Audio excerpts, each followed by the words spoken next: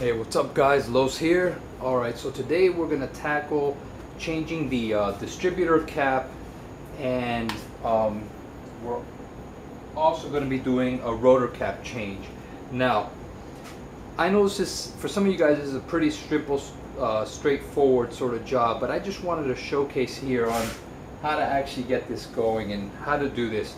It's a pretty simple task, but it's a little tricky to get to some of these screws.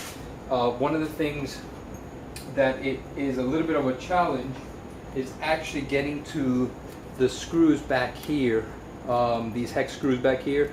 That's a little bit tricky, but easy enough. Basically, what you want to do, or what I did, is first things first, you want to pop off all the spark plug wires.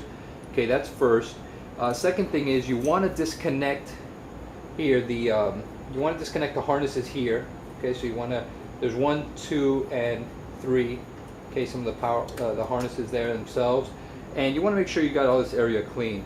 Then what you're going to do is you're going to use a what I use is a 1/4 inch, right? Since we're talking about standard and metrics here, so we're using a standard 1/4 inch for these hex, and they fit perfectly. What I ended up doing was using an extension here to get to the one in the rear. What I ended up doing was using this kind of swivel adapter head here, and I just popped it in here, okay, to sort and reach this kind of this pretty hard to maneuver area, and get it back there, kind of accommodate it with your finger, sort of guide it in. You can also use an open wrench and try to get it there, but again, it's the clearance that you need around the hex bolt to get it. So what I did was I went ahead and I kind of already pre-loosened this. I got these loose.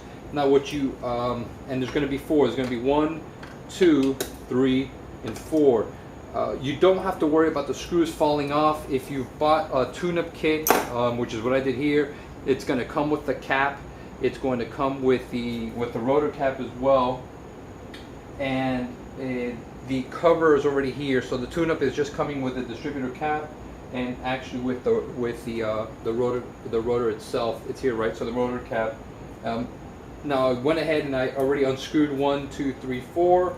I unscrewed it. It was a little bit of a challenge, like I said, the one in the back, but it got out. So I unclipped the harnesses to here, the sensors and the outlet, and basically all you're going to do is you're going to slide it out this way, okay? Then you're going to get to the rotor cover itself here, and these again are hex, same size. We're talking about 1/4 inch, and what I ended up doing here as well is I just used just a small extension piece to get a little bit of the clearance I need to get the socket in there. Unscrew it here again. Go. It's 10. Okay, and that comes off. All right. See that piece there? That comes off. It looks fairly good, but I'm here doing the tune-up. So if you've been following a lot of these videos, I'm basically just going through the whole process here. I'm cleaning out the fuel lines. I got a new fuel filter, new fuel pump, etc., etc. And so this is just another step in part of this. And again, this is a car that's been sitting here for 20 years, and I'm just going through the motions here, making sure I've got the simple stuff sort of done. One of the things I also did was there was a little bit of some surface rust. What I went ahead and did, and just got a really light grit sandpaper, sort of cleaned that off a little bit, cleaned up a little bit of the contact points, and just made sure that was nice and clean there, and that it's looking really good and there's no rust points. Now we're going to go ahead and bring in the new. I'm going to go ahead and bring in this new rotor cover, okay, and it's going to set right in here, okay, easy enough.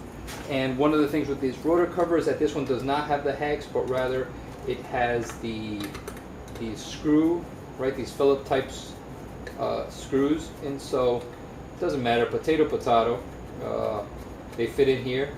It's again, this was bought to the specifications of this car, so it's not going to be a problem either.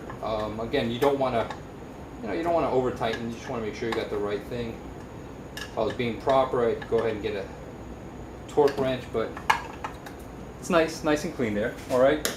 Next step is we're going to go ahead and replace the actual distributor cap. Now, one of the things I want you to keep in mind is when I purchased this, I did not need a new coil. As you can see, this coil is in pretty good condition. So what I did was I went ahead and just replaced it on here. It's not difficult at all. The kit will come with it. Basically, you unscrew these 4 bolts. Okay, you pop the contacts here out. They come out. Okay, so they slide out with this, easy enough. And then you take the new one. There's a washer, and there's also a new little coil point contacts and replacement parts with this. You just go ahead and put it back, screw these back in, make sure the contacts are right. This one has a ground, so what you want to do is you want to make sure that you have them. Both lined up next to each other. So when you're replacing them, you want to make sure you're doing the right thing. Again, this one's not too bad, but again, I'm just going through the motions here, and I want to make sure that everything is up to par. Again, you want to replace them back. When you put these screws in, they have a little bit of contact here so that they don't fall out. You don't have to worry about struggling trying to fit your finger in there or whatever the hell it is you're going to use. And the same thing. So we want to make sure that everything's aligned right correctly. Okay, we want to make sure that this fits right back in just the way we found it. Okay, and we're going to go ahead and move a couple of these little cables out of the way. And we're going to go ahead and make sure this is positioned back in there. Okay, and we're going to go ahead and just start reconnecting everything, basically tightening everything back up.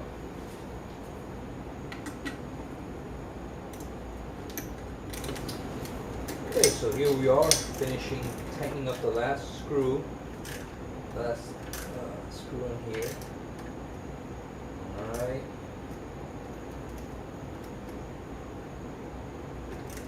And that should be about it there. Okay, so we've got that. Again, what I ended up doing was using a kind of a pivot here, pivot joint for this.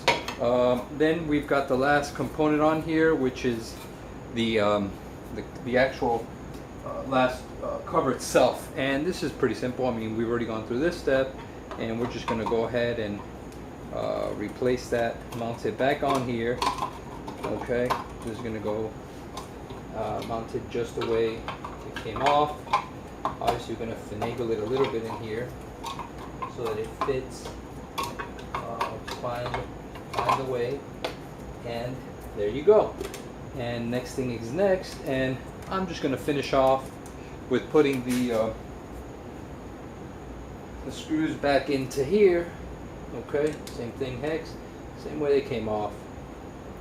Okay, same size, talking about a 10 here. Okay, and I'm going to go ahead and just kind of finish tightening this up here. Alright, you'll see, pretty straightforward. Alright, not too complicated. So I'll finish up the other end, and hope this helps you out. Good luck, guys.